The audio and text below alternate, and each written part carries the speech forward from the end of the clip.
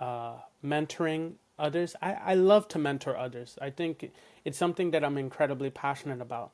But as I continue to scale, what I would really love to do is I would love to develop a course, right? So that way I'm able to obtain passive income.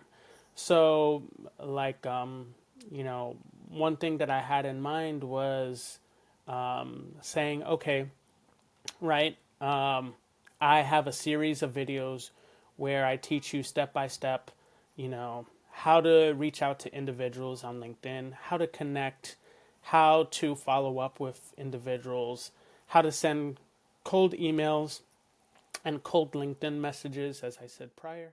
Welcome to Career Coaching Secrets, the podcast where we talk with successful career coaches on how they built their success and the hard lessons they learned along the way. My name is Davis Nguyen, and I'm the founder of Purple Circle, where we help career coaches scale their business to 7 and 8 figures without burning out. Before Purple Circle, I started and scaled several 7 and 8 figure career coaching businesses myself and consulted with 2 career coaching businesses that are now doing over $100 million each. Whether you're an established coach or just building your practice for the first time, you'll discover the secrets to elevating your coaching business. Hey everyone, welcome to another episode of Career Coaching Secrets podcast. Today's guest is Christopher Hull. Chris is a career coach, mentor, and speaker who's guided over 800 clients across 5 continents. A former account manager at Boeing, a Harvard SVMP alum, and a Forbes Under 30 scholar. Chris brings both real-world corporate experience and deep personal insight to his coaching practice. Chris, welcome to the show. We're honored to have you here.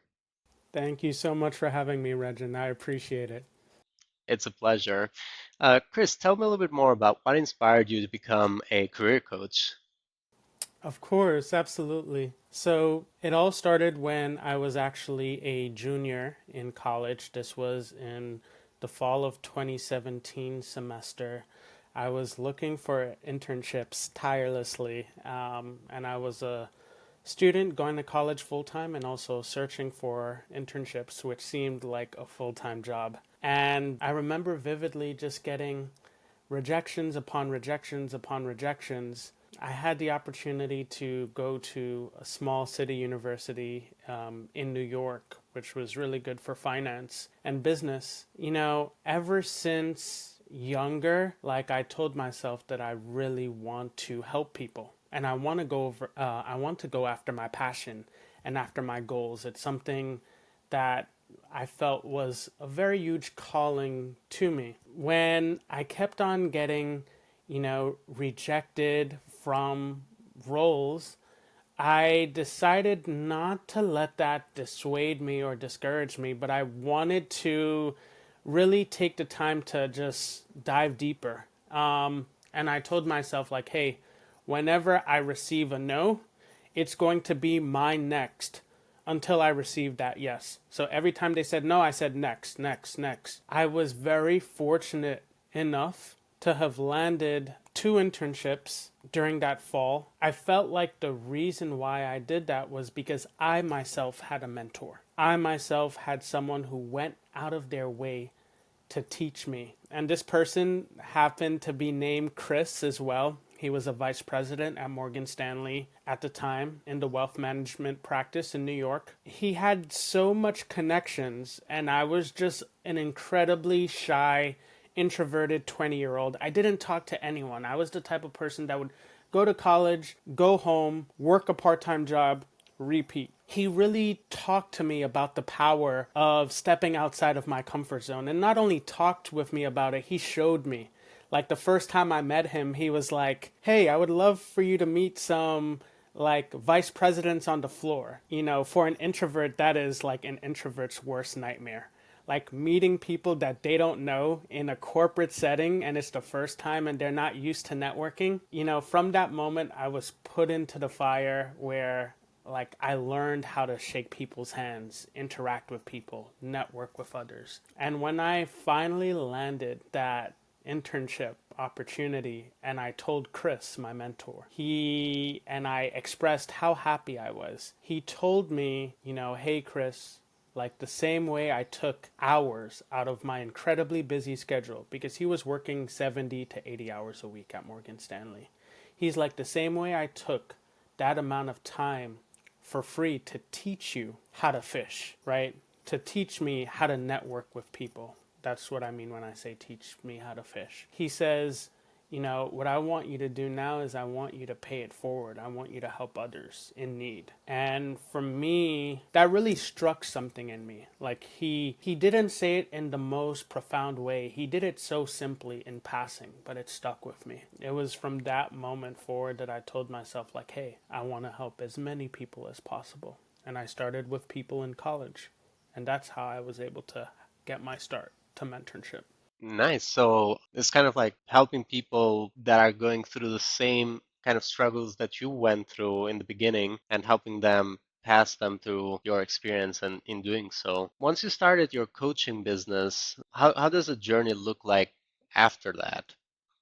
For me, I actually didn't start my coaching business until much later. I had what some may consider to be like a very, very traditional background. Not everyone has to do this, but when I started to coach in 2017, I actually coached people originally for free because I loved it so much. For me, it was a volunteering project.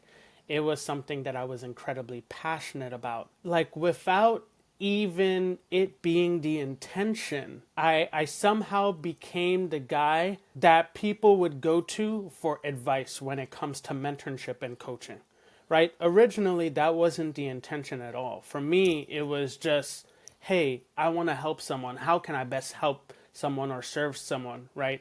Because they're struggling, they're trying to find an internship, they're trying to find a full time, you know, they don't know how to, do well in interviews, and I just wanted to help them. So in 2017, 2018, and 2019, because I graduated from college in December of 2019, I mentored completely for free. It wasn't until November of 2019 that I really told myself, I'm like, hey, I feel like I'm really good at coaching. And this was after 2 years of doing it for free, 2 years of helping others and serving others. At this time, maybe I helped around 100 people on Baruch College's campus, and Baruch College is the college that I went to. It was a month before graduating, because I graduated in December of 2019. I said, okay, I could really turn this thing into a business. I'm incredibly passionate about it. I love to do it. You know, like something sparks up inside of me. I see myself doing it. But I didn't know how to turn it into a business. So I remember when graduating from college, the intention was to start it off in 2020, like early 2020. But then COVID happened, right? And a lot of people were losing their jobs here in the US, especially especially in New York, but I would say in the United States and all over the world, quite frankly. I figured it would have been a bit tone deaf for me to say, oh yeah, let me charge you for coaching right now.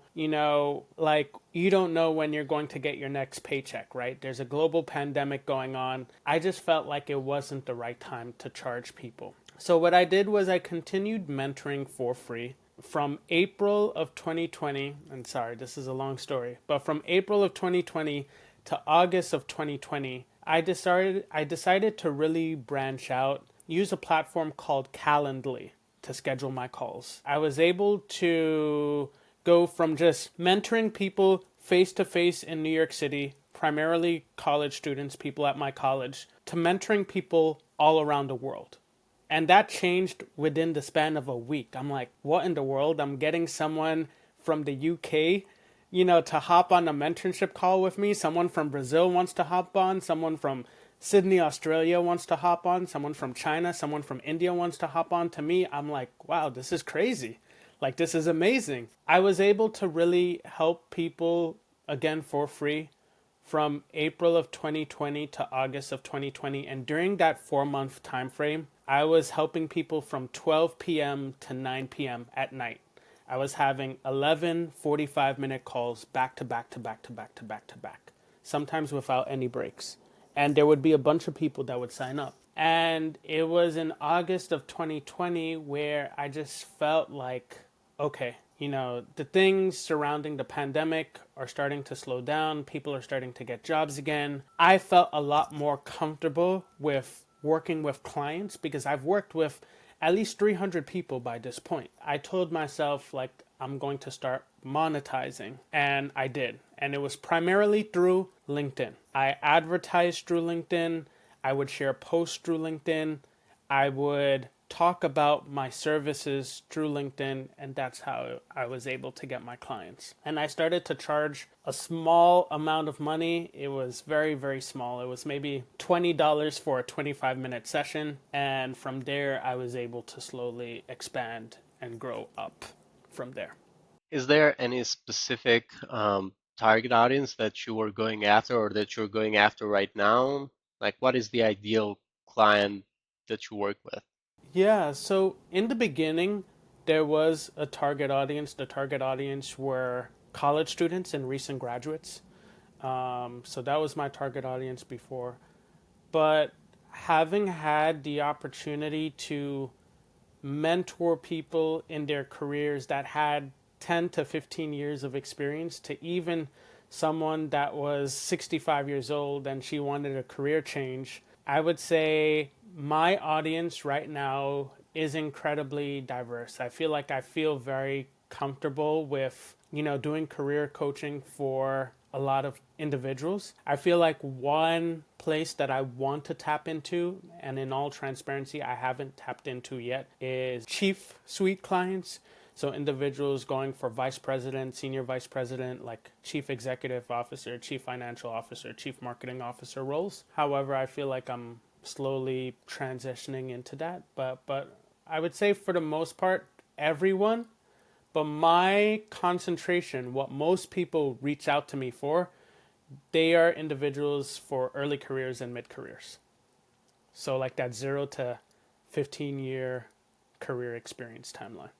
And right now, where do you find your clients? What marketing channel works best for you? Yeah, so for me, it has always been, I feel like LinkedIn is the platform that I've used for so long consistently over time. I feel like that's what I'm primarily known for. I feel like in the past I have used YouTube in a huge amount of 2023. I used TikTok as well. I even used my Instagram and Facebook, but I feel like LinkedIn, just because it is such a professional platform that also has that, touch of personableness, especially after the past, 5 years. Like people are a lot more relaxed on the platform, I would say. LinkedIn has been my go to for marketing that and word of mouth, right? I have clients, I do my utmost best to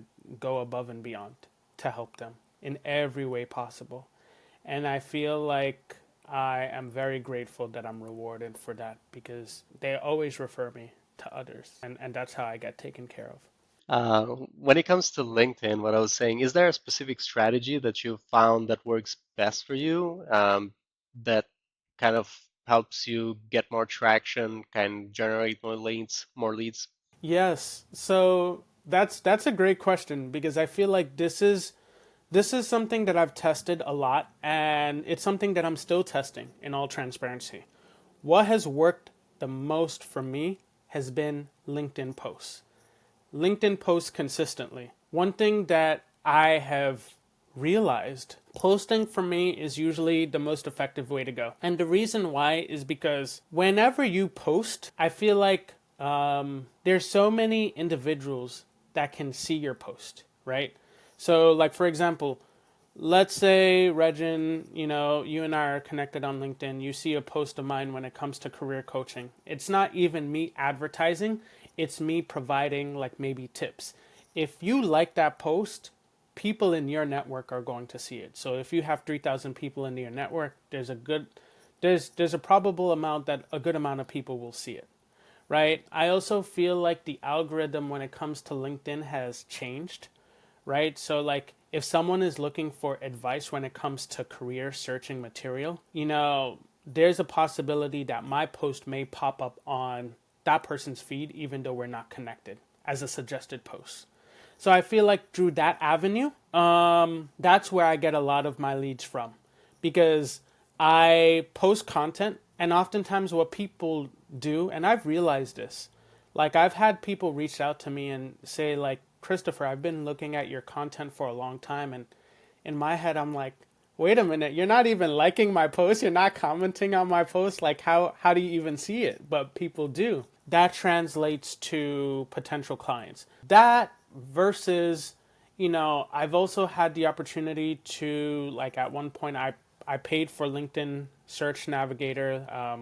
I was very fortunate enough to receive a discount. I think everybody receives discounts from time to time via LinkedIn.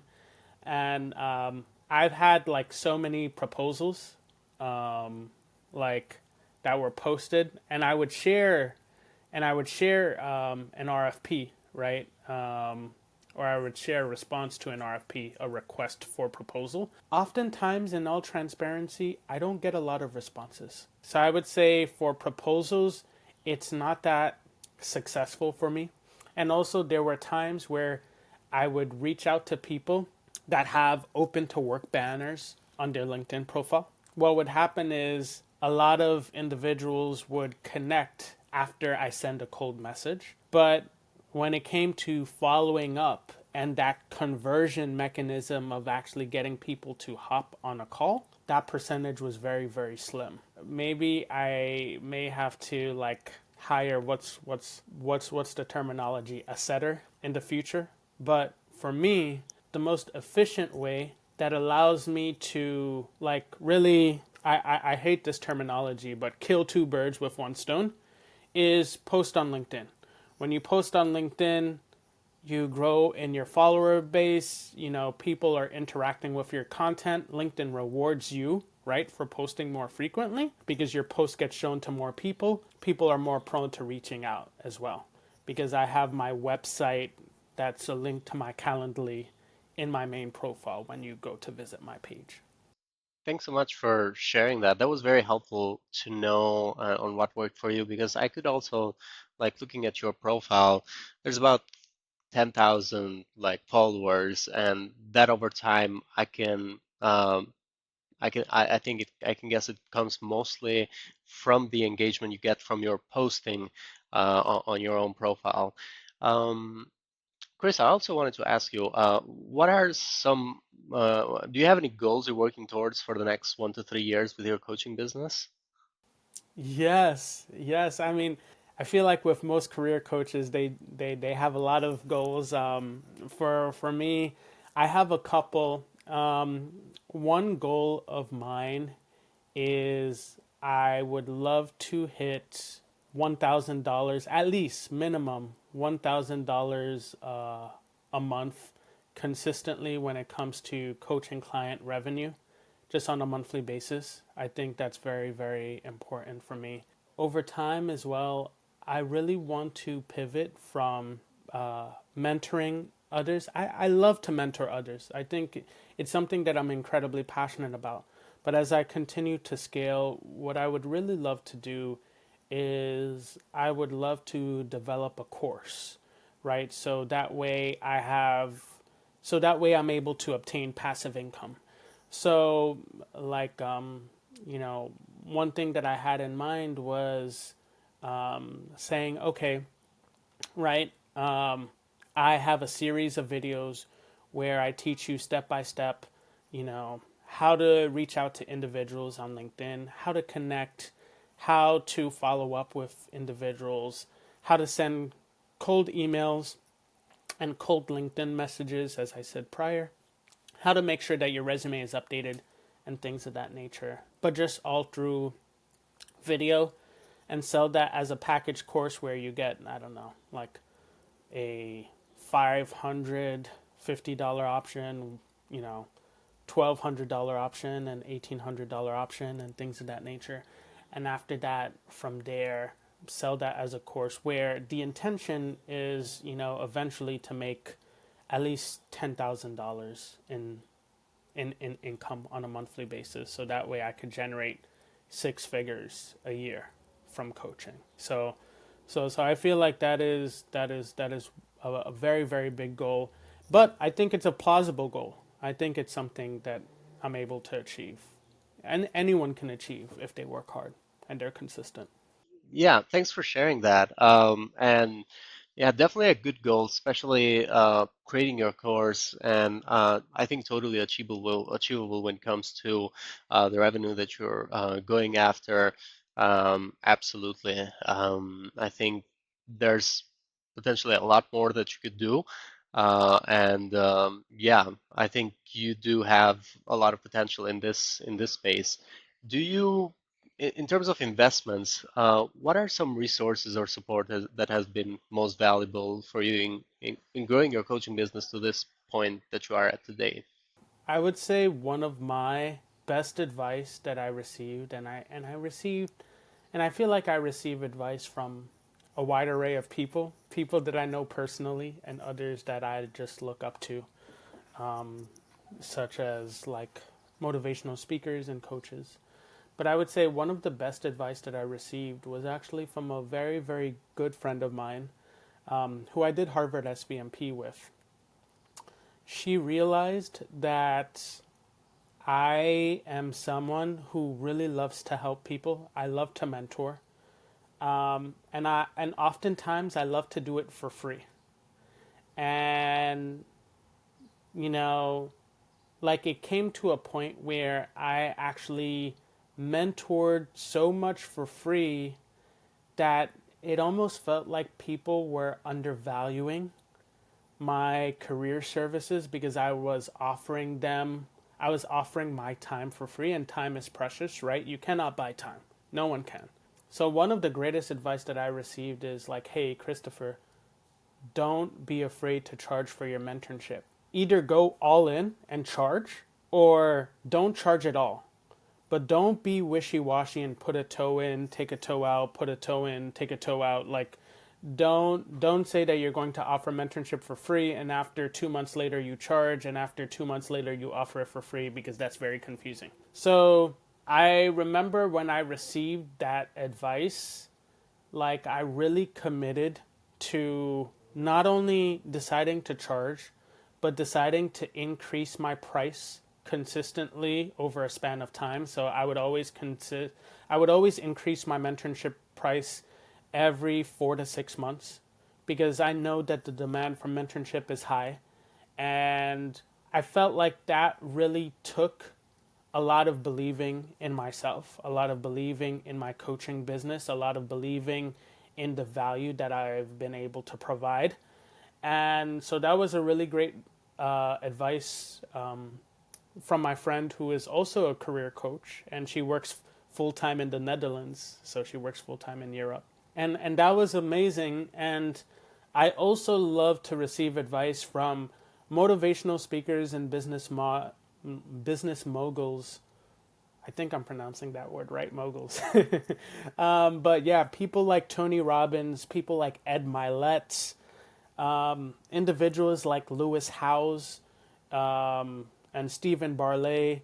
These are all individuals that are, motivational speakers, podcast hosts, but they also have very successful businesses. They are also very prominent investors. And I've taken the time to really invest in myself just through, attending seminars. And these have been things that have really changed my life. Like there would be times I would listen to motivational speeches when I would be driving.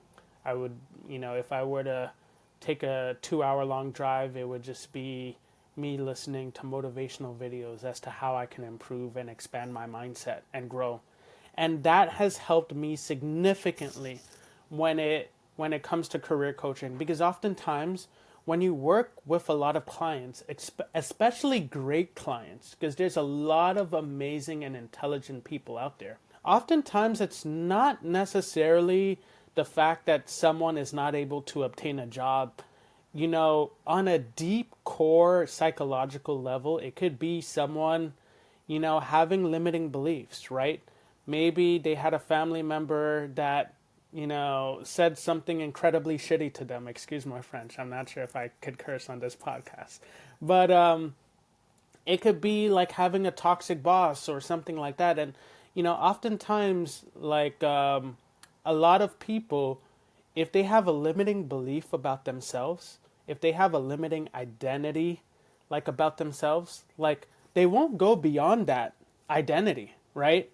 Because after a while, if they do go beyond that identity, they self sabotage and they're like, oh snap, I'm doing too much right now. Let me take the time to self sabotage and go back to a level where I feel more comfortable. So I've realized that, the reason why I bring that up is because when I took the time to invest in looking at those motivational videos, and I invested in those seminars, I was really able to learn about the power of, belief, the power of erasing limiting beliefs and setting empowering ones.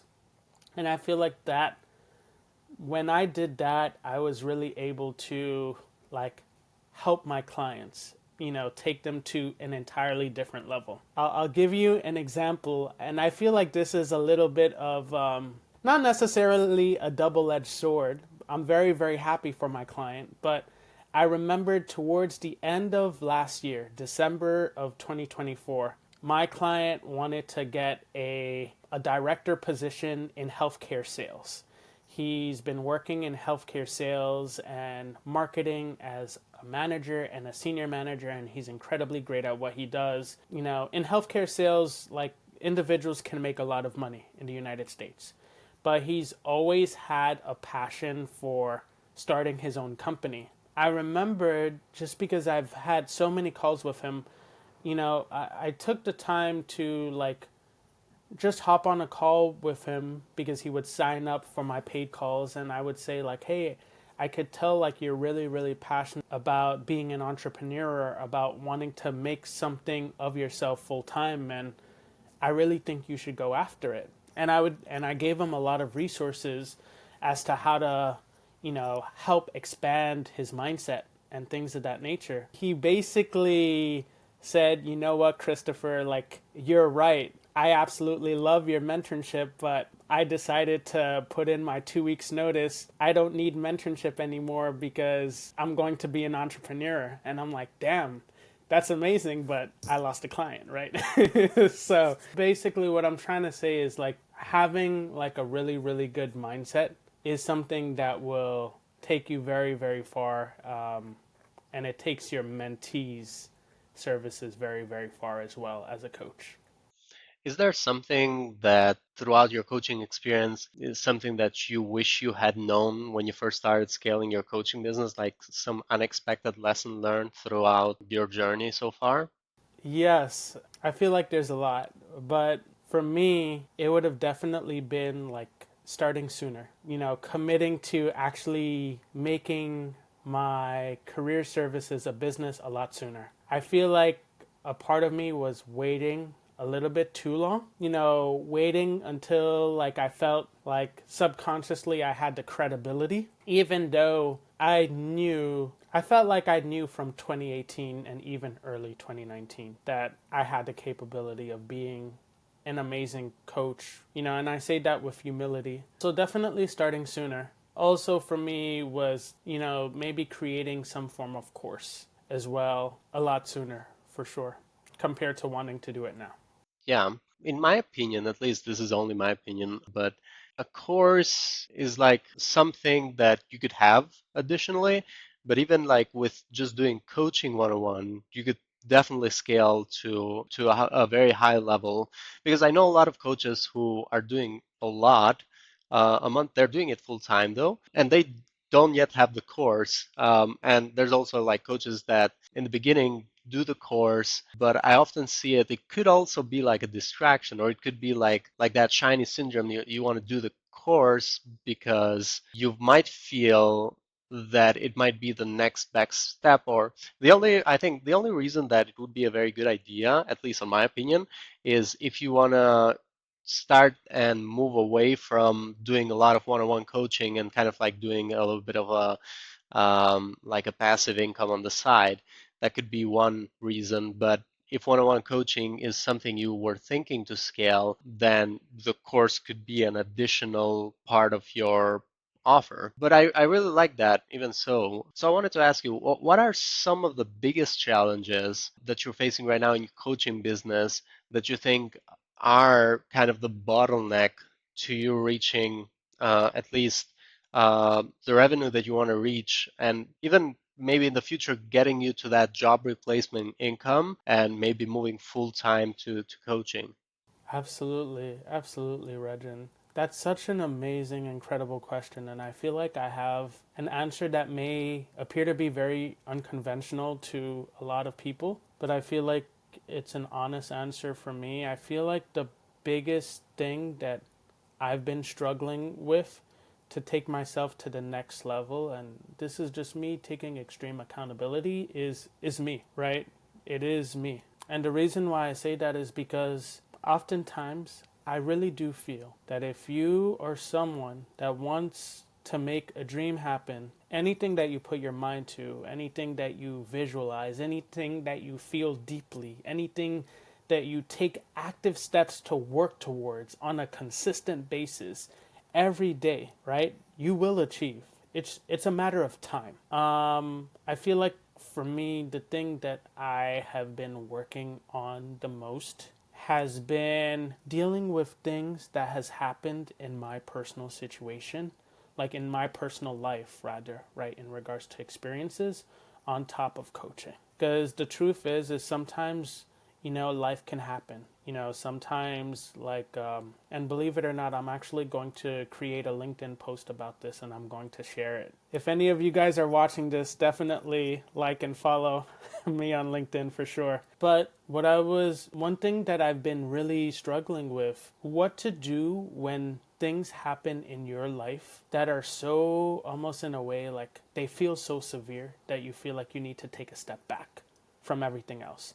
So that could be like, I don't know, God forbid, an extremely tough breakup, right? Someone getting, injured in your family. Maybe you getting injured, right? That could be emotionally, mentally, physically, whatever the case is. And really how to deal with that and still make sure that you're still on top of all of your stuff. So for me, what I've been doing my utmost best to do is saying, okay, how can I ensure that I am consistent the way I want to be on top of, dealing with whatever I need to take care of, like in my personal life, right? Because oftentimes, right, I feel like deep down, like human beings, like we know what we have to do, but it's just a matter of like, hey, like, do we want to do it, right? And that's where motivation comes in. That's where discipline comes in. That's where systems come in. That's where knowing yourself comes in. So I feel like that's what I'm primarily working on the most. It's that consistency, even when dealing with other things in the background that are tough. I really like your self accountability, and I think that's a very strong, like having awareness around that, a very powerful trait, especially for most coaches. So I really like that. Currently, how do you do it? So how do you do it currently? You do have the full-time job, and my question is, how do you balance between delivering great client results on one side, managing business growth of the coaching business growth on the other side, and then having the full-time job? How do you currently handle that balance? Yeah. Yeah, that's a great question. I feel like it's something that I think about a lot. The way I handle it is by really creating an approach where I say, okay, like what are the things that I have to do? And I do my best to really keep myself organized. So to the left of me, I know you guys can't see it on camera, but I have a notebook where I write down all of the ideas that I have. I have a calendar of each month where, like, I tell myself, okay, on these specific days, I am going to work on XYZ. So I'll give you an example. So right now, one of my intentions is I would love to ideally post every day on LinkedIn. So what I've done is I would say, okay, for me, this is part of the planning phase of my business, right? Because when I write posts on LinkedIn, I know that people are more likely to engage with my content. I know that more people are more likely to sign up for a Calendly session. So I would say, okay, every day without fail, maybe from 7 to 8:30 a.m., I'm going to focus on writing LinkedIn posts every single day. I have a list of maybe of like about 250 ideas of things that I want to write about, like just main topics. From there, I would then say like, okay, I'm working Monday through Friday, right? Like when I take the time to work, I work, when it comes to my corporate job as hard and as efficiently as I can. Like phone on airplane mode, no distractions, productivity at its peak, just doing my utmost best to work. But when I'm outside of work, if I'm on the train, I am doing my best to work on a LinkedIn post. Like if I'm in a taxi, I would ask myself like, okay, I remember this person reached out to me in regards to a proposal, and he seemed to be very interested in my work. Let me take the time to follow up with him. And I would just ensure that I am as systematic as possible, and I would make time for it. So that's the best way that I would describe it. I would do my utmost best to make time for it, and I would say like, okay, what is the thing that's going to work the best for me. Another thing that I would love to do is I would integrate it into my life, right? So like if I'm at the gym and I have a creative idea, like I would take the time to like finish my set at the gym and I would write down on my phone, okay, I want to explore this option a lot more. Or, I love to take walks outside during the time of sunset. And I love nature. I love trees. I love birds. I just love scenery a lot. And I have a lot of creative ideas come to me. Sometimes they do, sometimes they don't. But when they do, I would just take the time to focus on that and prioritize it and write it down. And I would say that's something that helps me significantly. Another thing that I have, I feel like a lot of people have to-do lists. I have something called a not to-do list. So things that I will not do during the day, right? So like for example, I know with me, I love YouTube. Like if I'm on YouTube, like I could go down a rabbit hole. I could watch YouTube shorts, I could watch podcasts, I could see funny videos. So like for me, I would have like a not to do list where I would say like, okay, I'm not going to be on a specific platform until I get XYZ done. Like also, I would say I have different ways of reminding myself. One way is through a whiteboard. Like I have a visual, like, hey, I have something in my room where it says, okay, I need to get this done.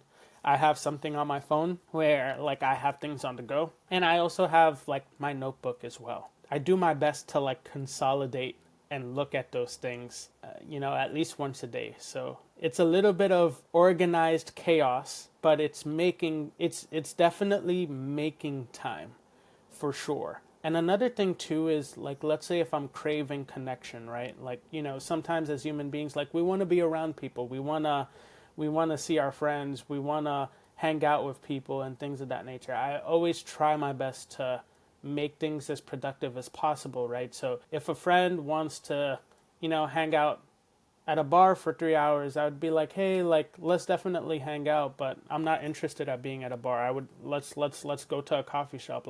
Let's work on our goals. Let's get things done. So it's like we're hanging out, we're chatting, we're drinking coffee, we're drinking tea, but we're taking the time to like work on what we need to focus on as well, right? It's kind of like grouping and just doing things in that regards. Honestly, as well, I take the weekends to work on my side business, but what I usually love to do is I love to get things done in the morning.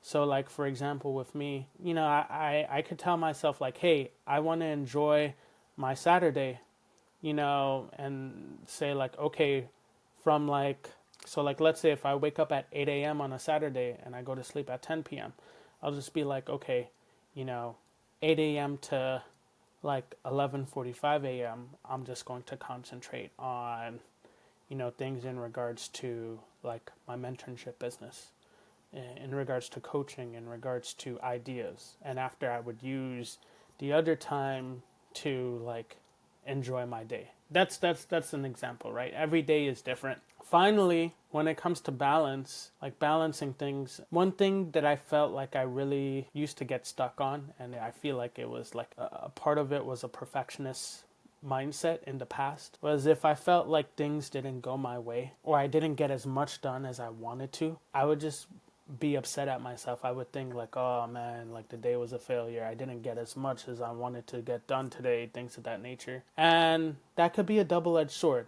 because it's great to be accountable when it comes to yourself, but it's also very, very important to be passionate and say like, okay, I put X amount of energy into what I had to accomplish here today. And that was something that was very, very beneficial to me. And one step forward is a lot better than 0 steps forward. Even if you wanted to get 7 steps forward in for a specific time frame, if you get 1 step forward in, it's still 1 step forward in. So that's what I tell myself. Thank you. Yeah, that's very helpful. Do you have any final advice you'd give to other career coaches who are kind of like at your stage, who are looking to scale their coaching business? Yeah, yes, I do. I would say, as cliche as it sounds, take the time to really believe in yourself, work on having empowering beliefs for yourself. Because I'm going to tell you something. There are a lot of people that are going after big goals simply because they believe in themselves enough to take action, right? And I feel like a lot of people may not realize this on a conscious level, but when you don't believe in yourself fully, that's where it's very, very easy for procrastination to come in. And, once procrastination comes in, there'll be every excuse in the book not to do something, right? Because fear comes in, feeling not good enough comes in. So I would say to every career coach, take the time to really develop a powerful, positive belief in yourself. Be consistent. You can do incredibly huge things. Also, another thing is don't take, it's very beautiful to listen to people, right? But I also feel like a lot of people don't understand when not to listen to someone. If you listen to someone, it doesn't mean that you need to take every form of advice that they give, right? You just need to take the advice that resonates with you the most, right? So when you do that, like if someone says like, oh, this process has taken me 3 to 4 years, don't believe that it's going to take 3 to 4 years for you, right? It's all dependent on how like passionate and eager and determined you are, right? So like don't believe it's going to take 7 years and 6 months like when it came from me. When it comes to you, for you you could be a professional career coach at the top of your game in 9 months, right? If you really want to. When it comes to what you want to do, take the time to really believe in yourself and be consistent, be persistent, and go after your goals. If you have a vision, if you have a powerful why, you can make it happen. Thank you so much, Christopher. And for anyone who wants to find you or connect with you in the future, just maybe have a friendly chat, they can find you on Christopher Hall in LinkedIn, and they can connect you there, or they could also email you on your LinkedIn. You have also your email publicly, chris1196 at live.com. If they wanted to reach out for a chat, like a fellow coach that is in your position that wants to connect. Regin, yes, indeed. And I would also say, additionally, itself, but I would say for anyone that's interested in connecting, yes, definitely reach out to me via LinkedIn and reach out to an updated email that I use a lot more frequently, which is Christopher, the letter A, Hall, 235 at gmail.com. So, yeah, I look forward to connecting with you, looking forward to answering any questions that you may have and chatting. Thank you so much, Chris. It was lovely having you on the show. Thank you. Thank you so much for having me, Regin. That's it for this episode of Career Coaching Secrets. If you enjoyed this conversation, you can subscribe to YouTube, Spotify, Apple Podcasts, or wherever you're listening to this episode to catch future episodes. This conversation was brought to you by Purple Circle, where we help career coaches scale their business to 7 and 8 figures without burning out. To learn more about Purple Circle, our community, and how we can help you grow your business, visit joinpurplecircle.com.